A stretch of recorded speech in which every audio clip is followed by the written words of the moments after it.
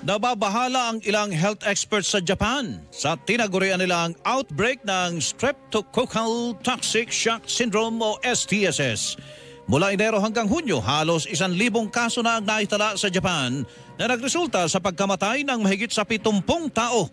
Sa Tokyo, triple ang naitalang kaso ng STSS kumpara nung nakalipas na taon. Bagamat inaalam pa ang dahilan ng pagtaas sa bilang ng mga kaso ng STSS, posibleng may kinalaman ito sa pagluwag sa COVID-19 restrictions. Ngunit nilinaw ng infectious disease expert na si Dr. Ranjin Solante na hindi na bago ang bakterya na nagdudulot nito na siya ring nagdudulot ng pamamaga ng lalamunan. There is this form of infection that involves the skin and soft tissue.